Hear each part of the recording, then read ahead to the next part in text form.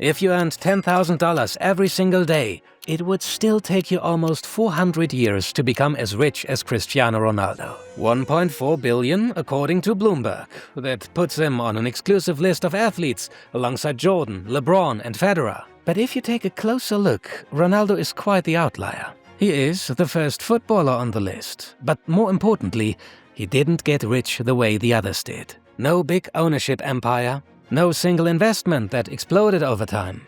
Ronaldo went his own, very unique way to become a billionaire. And while for the longest time he went head-to-head with Messi, both in terms of goals and money, it's Ronaldo's most recent decisions that set him apart. Here's how a kid from Portugal went from begging for burgers at McDonald's to becoming the richest footballer in history. Welcome to Athletic Interest and the insane business of Cristiano Ronaldo. For some reason, we humans love lists, ranking people randomly, or even better, by money. Forbes built an entire business around it, so Bloomberg decided they need to rank rich people as well. Both employ a lot of analysts and reporters, relying on a mix of public and private data. But before we dive in, one thing matters. All these numbers need a bit of caution. The only one who really knows how much money Ronaldo exactly has is, well, Ronaldo. Or maybe that guy, but more on him later. Most athletes on that list make money in 3 ways. Career and prize earnings, so money made directly from their sport. Sponsorships, and, often towards the end of their careers, their own businesses. Every athlete's fortune looks different, and Ronaldo's is an outlier. Let's look at the first pillar. A big part of becoming football's first billionaire starts with being an extremely successful player. In his 20-plus years in Europe, Ronaldo dominated. Lisbon, Manchester, Madrid, Turin, wherever he played, success followed. And so did the money. From his professional debut in 2002 up to 2023, Ronaldo is estimated to have earned over $500 million from salaries. But of course, that money gets hit by taxes, at least theoretically, agents, managers, and the cost of being Cristiano Ronaldo. This means, even playing for elite clubs and Manchester United, even after winning everything there is to win, Ronaldo was still hundreds of millions away from billionaire territory. So what changed? I think in the world, nobody's more famous than me. He became a YouTuber. Well, that's not the reason he became rich, trust us. But he did arguably become the most famous person on the planet. Definitely on social media. Nobody has more followers than him. Don't tell this guy or he might invade Portugal.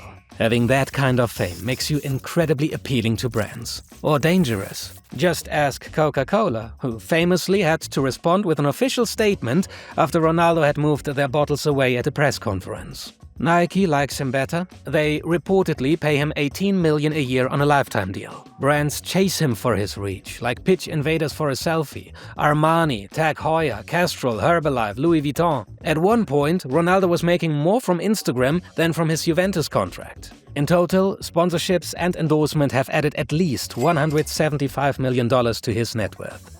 But it goes beyond that. Because if you already have the world's attention, why just promote other brands when you can build your own? 2 letters, 1 number. Everyone knows the deal. Ronaldo is already selling shoes, perfume, underwear, and whatever this is under his own brand. And when you look at all of that, different products, different launches, different markets, you start to realize, damn, that can get real messy real quick. Doing bicycle kicks and scoring countless goals is one thing, but to manage a whole business, talent is not enough anymore. Actually, that's where the sponsor of today's video, Odoo, comes into play. Odoo is an all-in-one management software that allows companies to run their daily business more efficiently. With Odoo, you get access to over 45 apps integrated in one platform. You can manage events like product launches, handle HR and contracts, create and personalize your website, take care of invoicing and payments, and much more, all without juggling 10 different apps. You should leave the fancy footwork to Ronaldo anyways. Plus, the apps communicate with each other so you can get more done. And when your business grows, Odoo grows with you. Just add the apps you need. You get access to the entire Odoo suite starting at €19.90 a month. Odoo is already trusted by 15 million users worldwide. Check them out via the link in the description.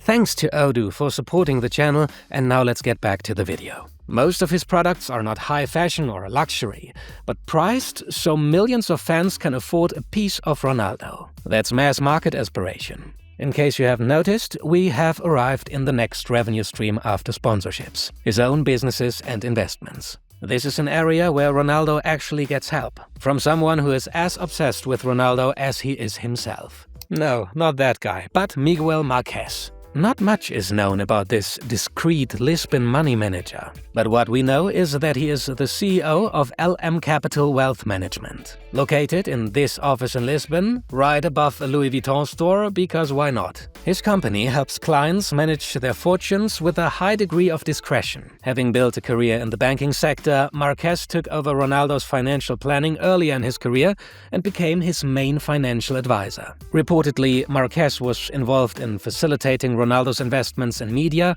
real estate, hospitality, and lifestyle ventures. It's basically vertical integration of the CR7 brand. And besides his own brand, Ronaldo and his advisors are still playing the classic billionaire's game. Investing in tech like Perplexity, or sports like MMA, or in padel because it's growing like crazy and, well, he probably just likes it. Having an advisor isn't unusual at the top.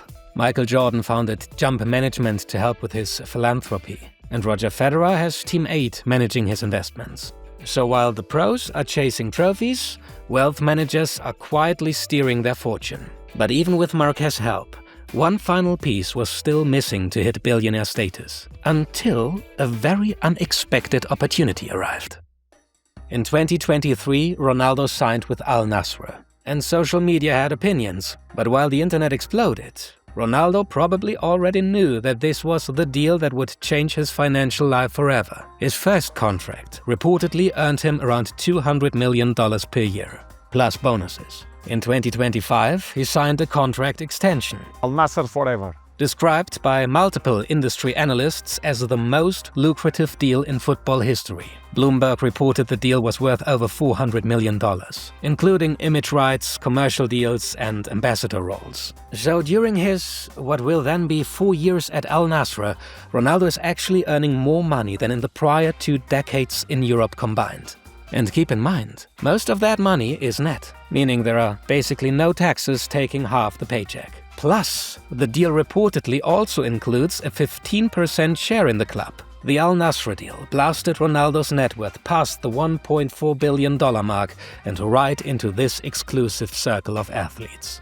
And before you ask, Messi is currently the second richest footballer. But that might change, as Messi is set to earn a stake in Inter Miami once he retires, which could eventually close the gap. And then there is Faik Boulkia, once part of Leicester's and Chelsea's youth academy, but most importantly the nephew of the Sultan of Brunei. He is also considered a billionaire, but that's a different story. As of now, Ronaldo stands out as officially the only footballing billionaire.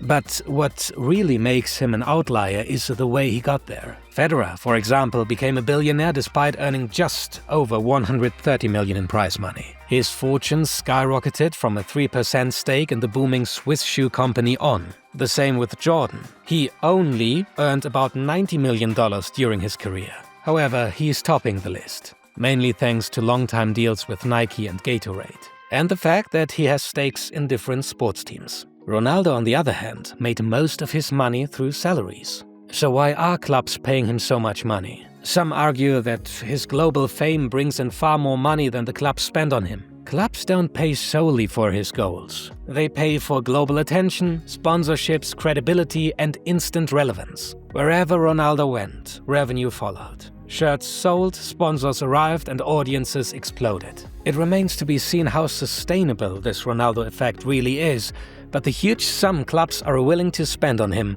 ultimately reflect the power and appeal of the CR7 brand. Ronaldo doesn't need the biggest investment portfolio. He turned himself into football's most powerful investment.